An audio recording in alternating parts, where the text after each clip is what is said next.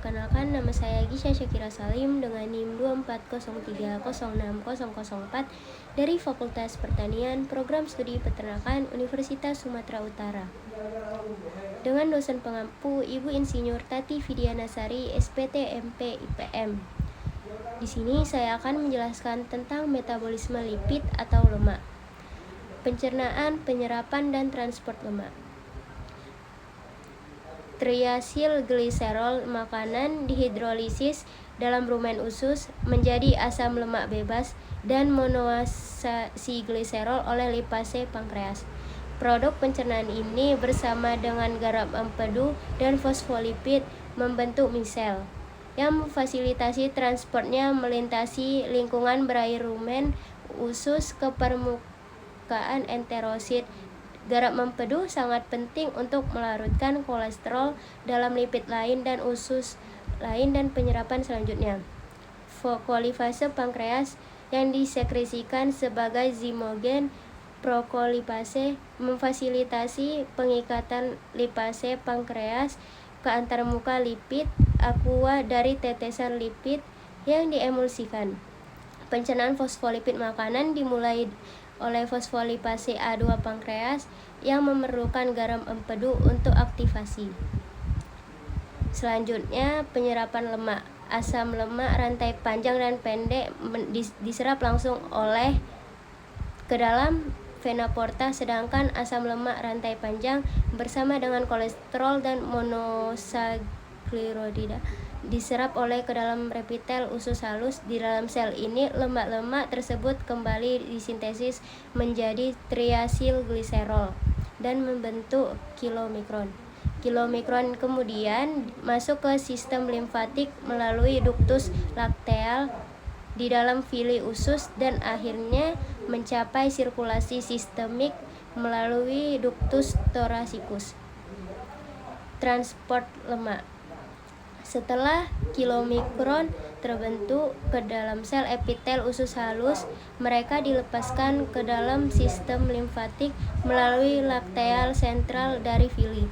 Mereka masuk ke sirkulasi vena melalui ductus thoracicus.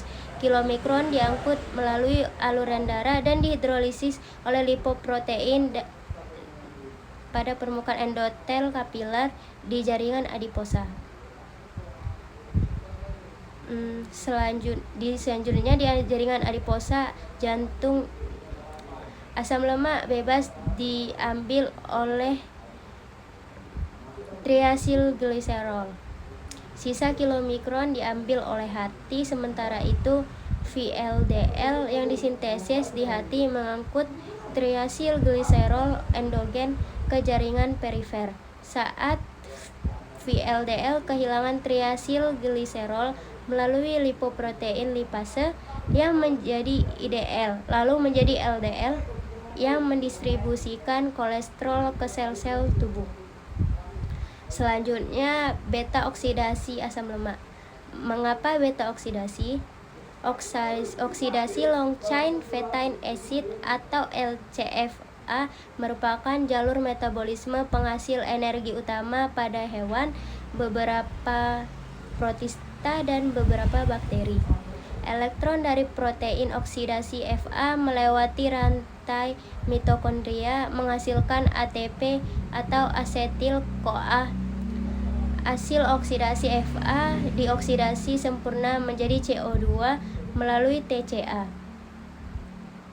menghasilkan ATP sintesis. Pada beberapa vertebrata, asetil-CoA hasil beta oksidasi diubah menjadi badan keton di hati atau larut dalam air dan ditransfer ke otak ke jaringan lain pada saat glukosa darah tidak tersedia. Pada tumbuhan, asetil-CoA berfungsi sebagai asid prekursor. Setelah diketahui bahwa asam lemak rantai panjang atau LCFA penting bagi sel sebagai sumber energi metabolisme dan sebagai substrat untuk biogenesis membran atau fosfolipid dan penyimpanan metabolisme. Biosintesis lipid berupa yaitu yang pertama sintesis asam lemak atau lipogenesis. Sebagian besar sintesis asam lemak berlangsung dalam sitoplasma sel, sel hepar, dan jaringan adiposa. Reaksi dimulai dengan membawa asetil-CoA keluar dari mitokondria melalui toraks sitrat atau sitrase sutel. Proses di atas menghasilkan 2 molekul ATP. Pembentukan asetil-CoA dirangsang oleh rasio insulin atau glukagon setelah makan.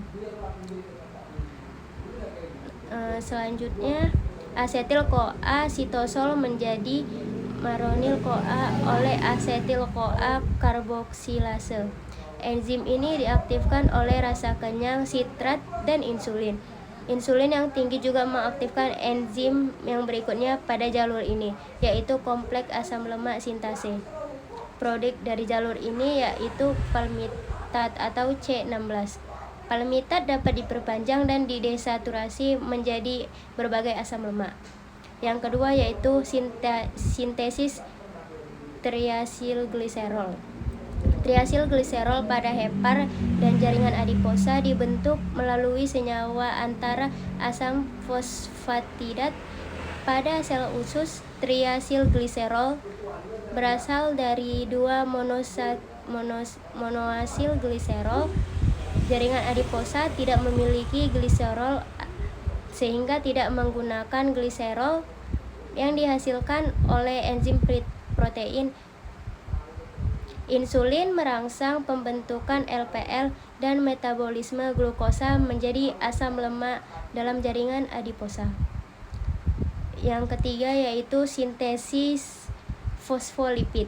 Fosfolipid merupakan golongan senyawa lipid yang mengandung gugus ester fosfat dan merupakan bagian dari membran sel makhluk hidup bersama dengan protein, glikolipid, dan kolesterol. Fosfolipid terdiri atas 4 komponen, yaitu asam lemak gugus fosfat dan alkohol yang mengandung nitrogen dan suatu kerangka. Fosfolipid yang paling melimpah di dalam sel mamalia adalah fosfatidiliden atau ATC.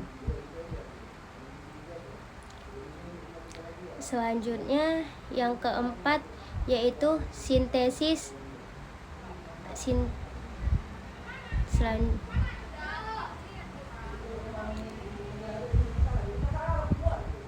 Selanjutnya yang terakhir yaitu sintesis kolesterol dan steroid. Kolesterol berfungsi sebagai